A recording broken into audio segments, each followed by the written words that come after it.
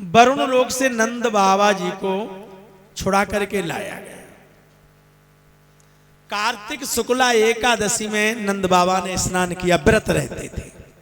ये एकादशी व्रत बहुत पहले चला आ रहा है, तो आज भी भक्त लोग रहते हैं। तो वहां स्नान करने जमुना जी में गए, द्वादशी लगने, आज पारायण करेंगे। तो वहां एक असुर था, और ये असुर सब क्या थे? ये कंस की सब जो है जाल फरेबी भरी हुई थी चारों तरफ, ये सब पड़े हुए थे कृष्ण के ही पीछे। तो उस असुर ने उन्हें पकड़ लिया और अपने स्वामी के पास ले गया। नंद बाबा की चोरी हो गई, नंद बाबा स्नान करने गए हैं, जल में डूब गए, खो गए, पता नहीं क्या हुआ। तो सब चिल्लाने लगे, रोने पीटने लगे और कृष्ण से प्रार्थना करने लगे, कन्हैया बलदाऊ भैया बताओ अब क्या होगा। अब कन्हैया के एकदम बड़ा जोश आ गया, मेरे जीते जी मेरे बाबा की ये दशा हो जाए। एकदम पहुंच गए और जल में प्रवेश किया। वरुण को देखा, वरुण से कहा,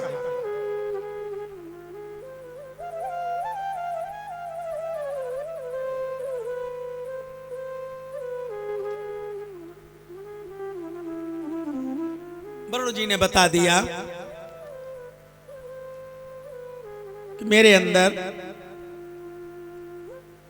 मेरा एक सेवक असुर है, उसने इनको चुरा लिया, गहराई में ले गया है, और वो कंस की आज्ञा का पालन कर रहा है, इसलिए ले गया। उसने कहा चलो कृष्णन को नहीं पकड़ पाया तो इनके पिताजी को ही पकड़ लेते हैं, नंद बाबा को। एकदम वहां प्रवेश किया तो अब कृष्ण के उस स्वरूप को देख करके वरुण देवता बड़े घबरा गए। उन्होंने एकदम ललकारा अपने सेवक को कि तूने ये क्या कर दिया। तो अब तो चरणों में गिर पड़े भगवान के और नंद बाबा को निकाल करके ले आए। सभी प्रसन्न हो जाते हैं, प्रभु आज मेरा शरीर धारण करना सफल हो गया। उसने भी प्रार्थना की, स्तुति की कि मैं आपको पहचान नहीं पाया। अच्छा, पहचान कब हो पाती है? या तो आप भीतर घुसे और या वो आपके भीतर घुसे। अच्छा, वो तो पहले ही से घुसे हुए हैं, लेकिन आप पहचान नहीं पा रहे। कोई चीज आपके अंदर धरी है और आपकी झोली में है, लेकिन चुपचाप रख दी गई है, तो आप समझ नहीं पा रहे। अच्छा, बरतने में नहीं आ रही है। जैसे हम संसार की वस्तुएं बरत रहे हैं, ऐसे बरतने में नहीं आ रही है। हम सीधे सीधे चाहते हैं कि सीधे सीधे भगवान मिलें और फिर हम उनसे कहें कि देखो हमारा घर सही करो, हैं हमारे एक ही गाय एक भैंस है, 10-12 गाय भैंसे करो, हमारी सब व्यवस्था बढ़िया करो।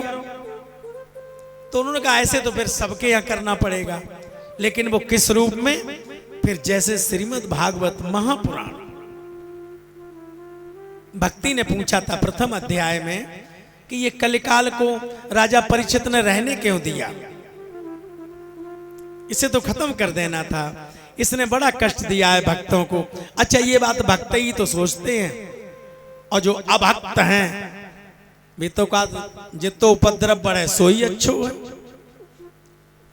तो बताया है कि लेकिन हाँ, इतनी कृपा की जब प्रार्थना की भक्तों ने, तो भगवान जब धराधाम से गए थे तो सबने प्रार्थना की, प्रभु आप तो जा रहे हैं और आप हमारे लिए एक सहारा थे। तो भगवान अपनी शक्ति को, अपने स्वरूप को श्रीमद् भागवत महापुराण में प्रवेश कर गए और अंतर ध्यान हो गए। तो इसलिए भैया कहा गया है महात्म्य में भी, एक श्लोक आधा श्लोक, अरे एक अक्षर ही अगर आप नित्य ध्यान करें, सप्ताह में सुन लें, श्रवण करें, हृदयंगम करें, तो सहस्त्रों गायों के दान करने का फल एक अक्षर में बताया मिल जाता है।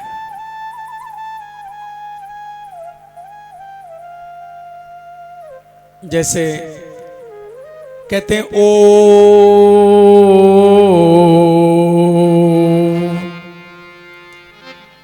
अब एक अक्षर ही तो है ये, और है कैसा कि ओम नाम सबसे बड़ा, इससे बड़ा न कोई, जो इसका सुमिरन करे तो शुद्ध आत्मा होए। ओम नाम सबसे बड़ा, मेटे कठिन कलेश, इसी नाम में छुप रहे ब्रह्मा विष्णु महेश। ओम नाम रटते रहो, एक अक्षर की तो बात है, और धरे रहो मन धीर, कारज बे समारे श्री अखिलेश अधीर। अब तो कारज सब यही संभालेंगे महाराज। अखिल के ईश हैं भैया, अखिल के ईश। उनकी पावन पवित्र कथा में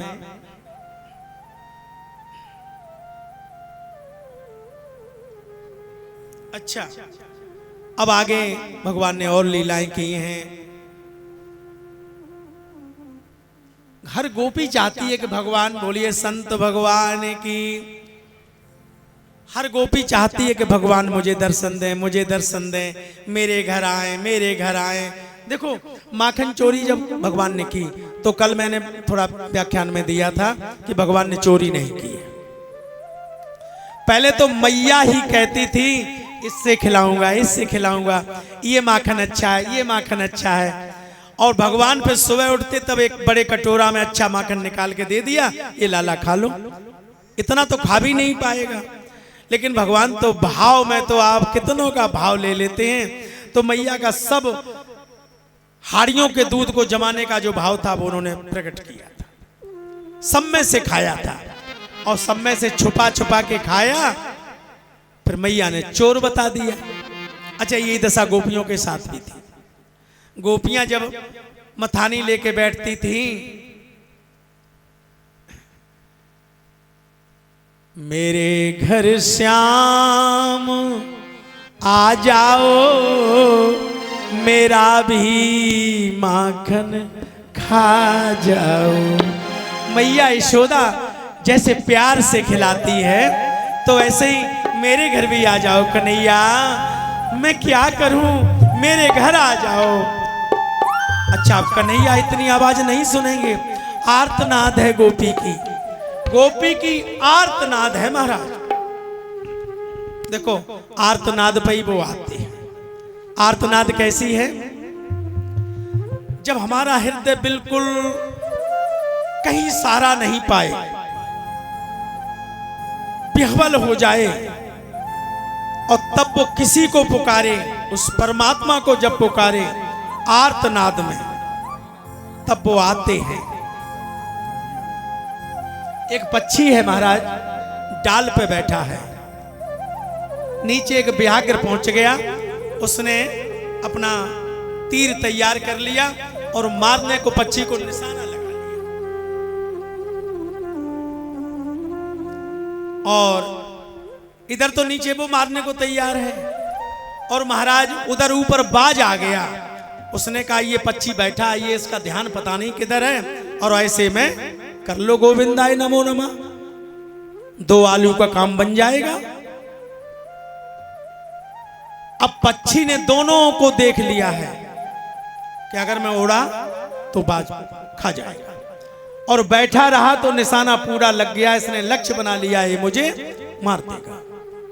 तो प्रार्थना की है, अब उसे भगवान ही नजर आए और कोई नहीं, कि अब की राख ले भगवान, अब की राख ले, अब की बार बचा लो। यही तो जीव भटक रहा है संसार में, कहता है अच्छा जब कष्ट आ जाता है, अच्छा अब की बार बचा ले प्रभु बस, और फिर अब की बार बचाए लो जगह, अब फिर देख लीजिए, अब फिर भजन में भाव हट गया, फिर कोई कष्ट आया, अब की बार बचा लो प्रभु। तो पक्षी कह रहा है अब केवल पक्षी ही नहीं है, पीछे जन्म जन्मांतर का खेल है।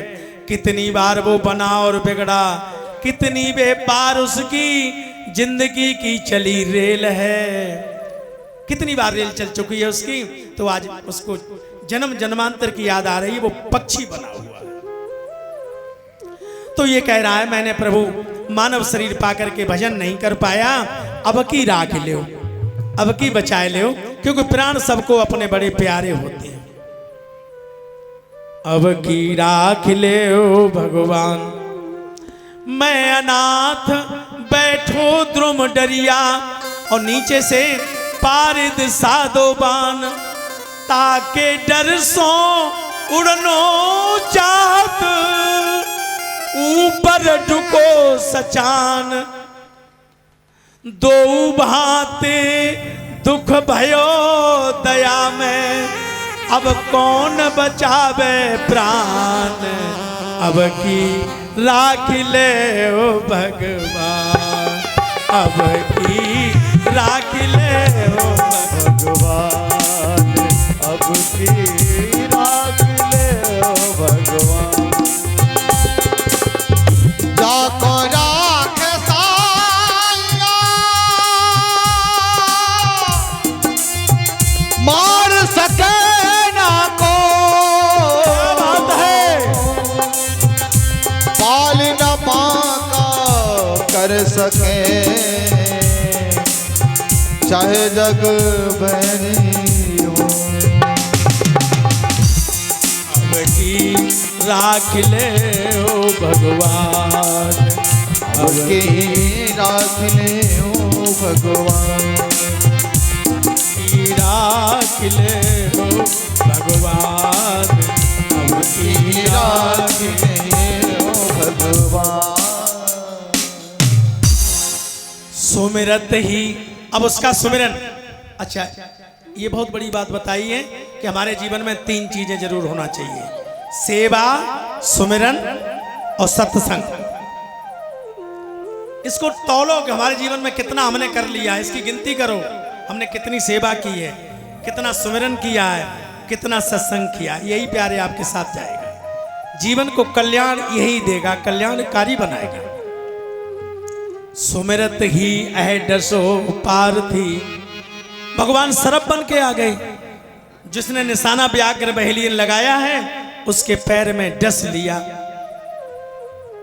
तो उसका शरीर कंपन कर गया, हिल गया, निशाना हट गया।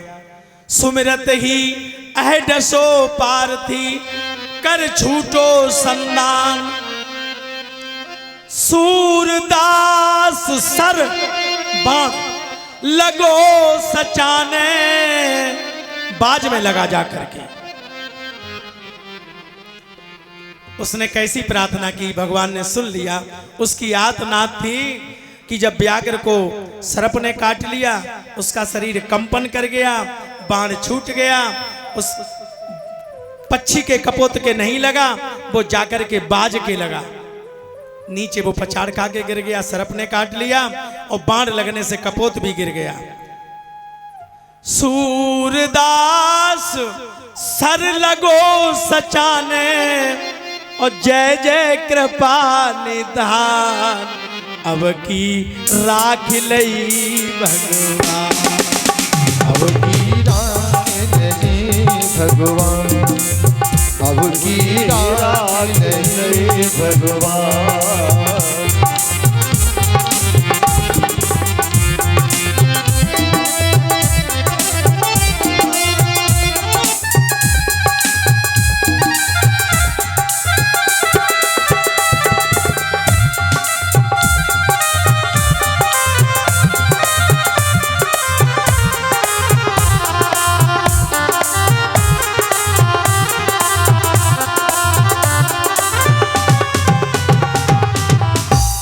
अब की बार राख लिया, तो अब कैसे राख लिया? परीक्षित महाराज बना दिया, पंडित जी बना दिया, संत महात्मा बना दिया। बड़े भाग्य मानुष तन पावा, सुर दुर्लभ सदग्रंथन गावा। अब की बार ऐसे रखा है, कितना अच्छा रखा है। और उसमें भी भूल भुलैयों में पड़ गए तो सब चली गई। जो श्वासा थी थोड़ी रह गई, तो कल्याण करने के लिए थोड़ी भी बहुत है। बताते हैं आखिरी श्वास में भी कल्याण हो जाता है हमारा। क्यों कि मुनजन कोट यतन करवाई अवंत राम कह आवत नहीं। जब आपने पहले से अभ्यास नहीं किया, आखिरी श्वास में भी अगर भगवान का नाम आ जाता है तो आपका कल्याण हो जाएगा। क्योंकि नारायण नारायण रटने से किसका उद्धार हो गया था? बेटा था। किसका बेटा था? अजामिल का बेटा था।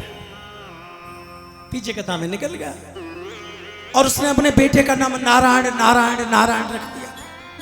और नारायण आखिरी समय चिल्लाया। अब बताओ, पूरे जीवन पाप कर्म करता रहा, लूटता रहा और आखिर में मोह में चिल्लाया। जैसे कहते हैं किसी को देखना चाहते हो आखिरी समय में, हाँ अब शादी भई छोटे बेटा की, बाकी बहू को देखना चाहते हैं। तो उसने किसको देखने की इच्छा की है? अजामिल ने अपने पुत्र नारायण को। सबसे छोटा पुत्र था। नारायण नारायण दर्शन दो, नारायण दर्शन दो। और फिर नारायण कैसे हैं कि चलत फिरत अनख आलसऊ। और हमें तुम कैसे हम तो याद करो, नाम जपत मंगल दिस दशऊ। तो उसका कल्याण हो गया था। यमदूत भाग गए थे, उसे छोड़ दिया था। और फिर उसका जो समय रह गया था वो उसने जाकर के भगवान की भक्ति में लगा दिया था। और फिर भगवान के पार्षद उसे लेने के लिए। तो आगे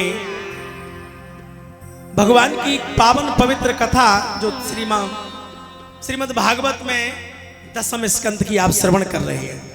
ये दसम स्कंद की कथा जो है श्रीमद् भागवत के प्राण माने जाते हैं, प्राण। तो आप समझिए कितनी अच्छी कथा आपको सुनने को मिल रही है।